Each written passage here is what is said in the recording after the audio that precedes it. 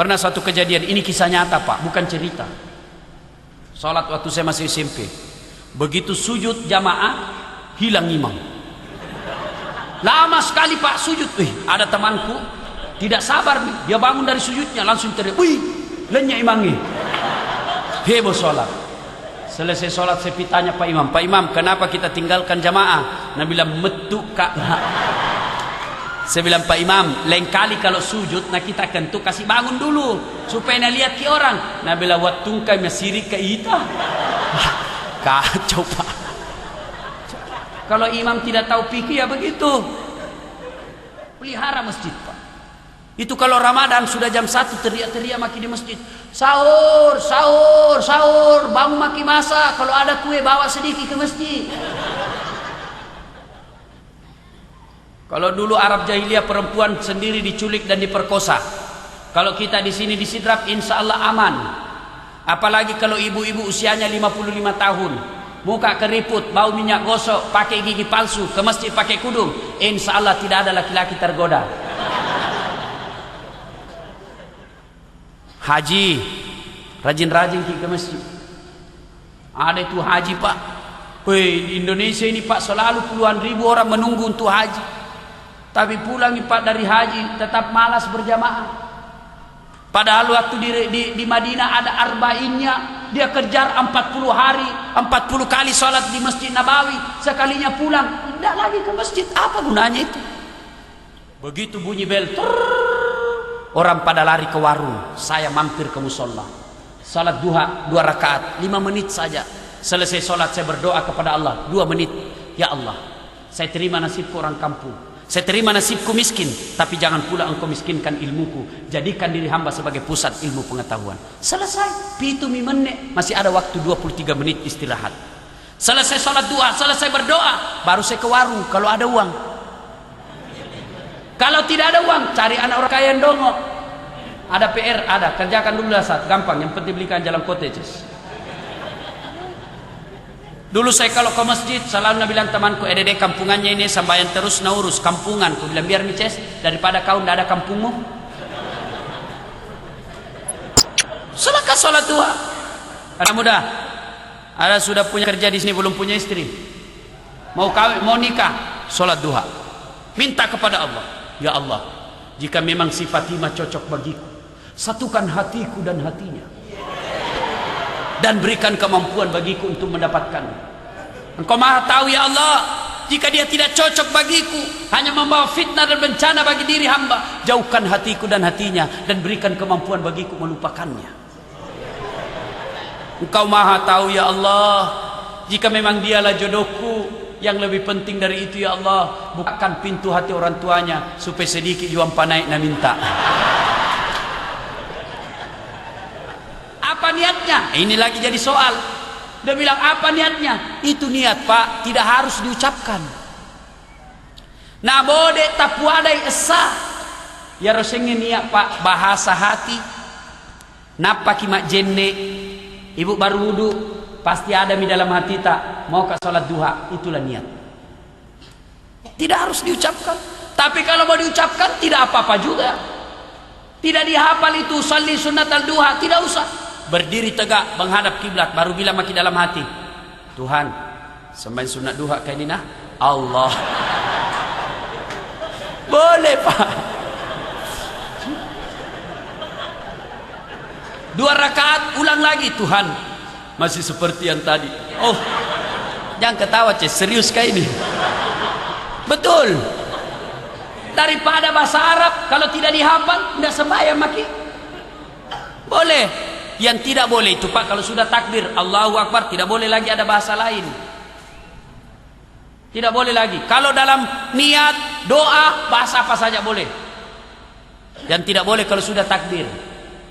Ada pernah saya ingat itu di Jawa, mengajarkan sholat boleh pakai bahasa masing-masing. Bisa itu.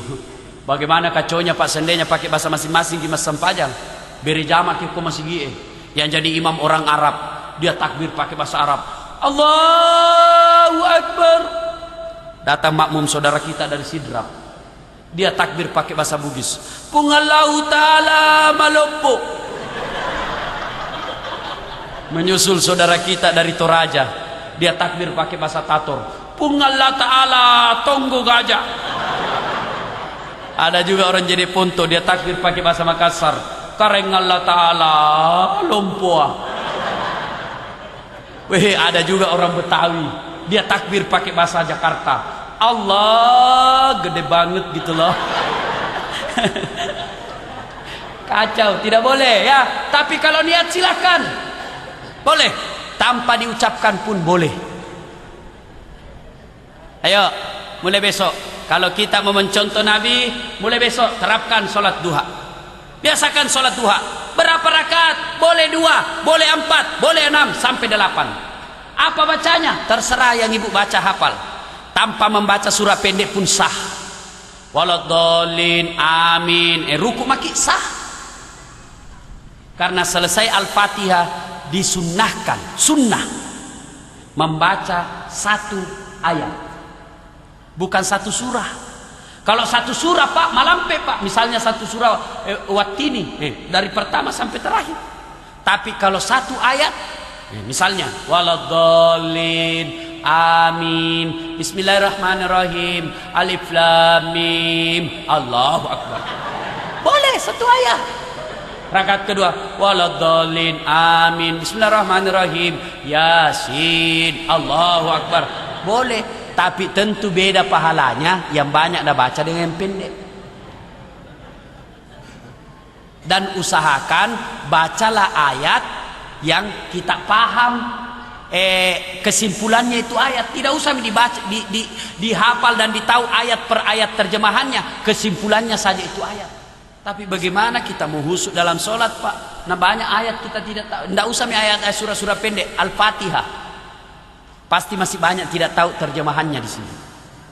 Padahal sudah puluhan tahun baca itu Al-Fatihah. Anu Pak, jujur maki. Kandalaka. Pasti masih banyak tidak hafal. Itu bagaimana mau khusus sambayang? Yang penting baca yang kita paham. Jangan lalu kita baca yang susah-susah.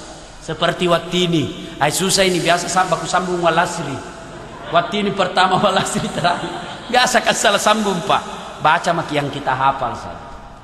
Nah ibu bapak yang saya muliakan, hikmah maulid berikutnya.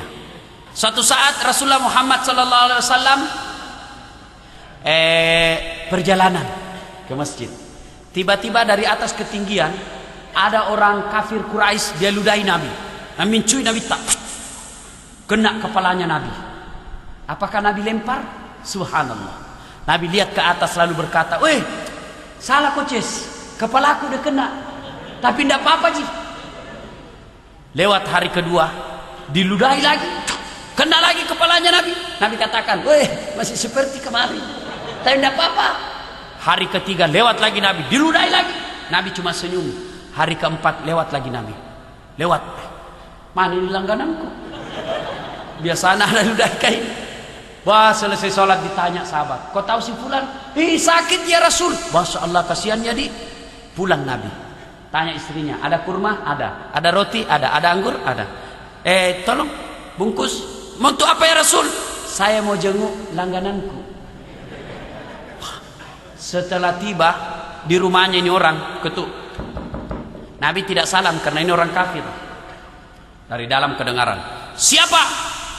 "Saya." "Saya siapa?" "Muhammad." "Muhammad siapa?" "Langganan ente."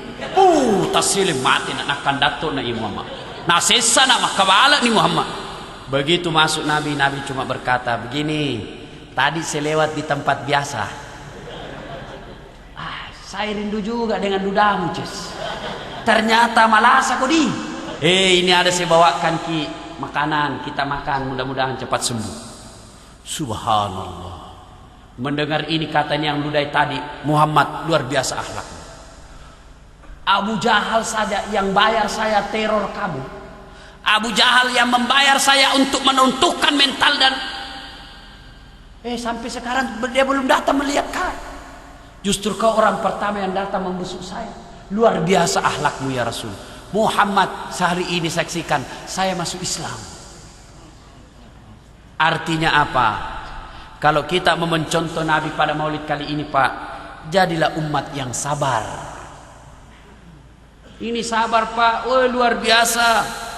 Fabasyiris sabirin, gembirakanlah orang-orang yang sabar. Dan orang yang sabar bersama dengan Allah. Ista'inu bis sabri was salat. Jadikanlah sabar dan salat sebagai strategimu. Kalau mau sukses, sabar. Para caleg yang tidak terpilih, sabar aku. Jangan malah menyalahkan orang lain dan mencari kiri kanan. Karena kalau kita tidak sabar bisa jadi berujung ke rumah sakit jiwa. 2 malam yang lalu saya menonton televisi berita. Ada sudah di Bali meninggal dunia kenapa? Caleg kena serangan jantung. Dia cuma mendengar suaranya cuma 16, dia kira 16.000. Sudah tidak terpilih, mati juga. Tapi kalau dia sabar, dia sekalikan segalanya kepada Allah. Jadilah penyabar Pak dan memaafkan orang. Ustaz, sakit hatiku Ustaz, nah fitnah Kak. Biarlah Allah yang balas fitnahnya. Kalau orang cerita jelek Pak, saya ini sering juga dicerita jelekku Pak. Saya coba bilang, alhamdulillah, mulai tosi katu amalak matu. Karena orang yang cerita kita Pak, yang fitnah kita, yang gibah kita Pak, nanti itu amalnya kita ambil. Jadi kalau ada yang cerita jelek Pak, tidak usah dibalas. Biarlah kita sabar, serahkan kepada Allah, nanti itu diambil amalnya. Jadilah umat yang penyabar. Jangankan kita ini manusia biasa Pak, Nabi saja kekasih Allah. Coba ketika Nabi dilempari di Taif, ketika Rasulullah SAW di Mekah dilempari orang, dimusuhi satu kampung, Nabi hijrah, Nabi pindah ke Taif berdakwah dengan harapan orang-orang Taif barangkali bisa menyambut beliau. Tapi begitu sampai di Taif, Nabi juga dilempari. Jengkel, malaikat Jibril datang kata menawarkan bantuan. Muhammad, keterlaluan ini semua manusia. Kau berdoa kepada Allah, saya angkatkan kau ini gunung, saya lemparkan kepada mereka, saya hancurkan. Mendengar ini apa kata Nabi? Jibril, kalau Allah mau mengabulkan doaku, saya berdoa kepada Allah, jangan kau hancurkan dia, berikan dia hidayah. Kira-kira kalau saya Pak begitu diserang kepepet, datang Jibril, dasat, tembak nih semua. Itulah Rasulullah Muhammad SAW. Kalau kita mau mencintai Nabi Pak, tak dampangin itu saleh kidi. Dan orang yang pemaaf dan sabar Pak, insya Allah tenang hidupnya. Tapi orang yang pendendam, dengki, tidak bisa tidur. Orang yang kita dendami, orang yang kita dendam, dia sudah tidur, kita masih gelisah. Bagaimana cara aku balas gini jam 2 belum pakai tidur? Ini orang sudah ngorong nih. Orang suka dendam Pak, tidak ada bagusnya. Serahkan sakit hati kita kepada Allah. Lebih mulia lagi kalau kita memaafkannya. Kalau kita mau mencontoh Nabi Pak, jadilah umat yang pemaaf. Nih, ada orang gara-gara bela pilihan, lain partai baku musuh. Sudah mi dicoblos orang, sudah mi dicontreng orang, dia mi dapat gaji DPR, dapat mi tunjangan, kita baku musuh. Itu namanya dongo. Kalau kita dianiaya, kita dihina, kita difitnah, serahkan segalanya kepada Allah. Fitnahan itu mengangkat derajat kita. Aniaya itu akan mengangkat derajat kita. Ibu bapak yang saya muliakan, ini hikmah yang ke-5. Berikutnya, kalau kita betul mencintai Rasulullah, ya ayyuhalladzina amanu sallu alaihi wa sallimu taslima. Banyak-banyaklah bersalawat kepada Rasulullah.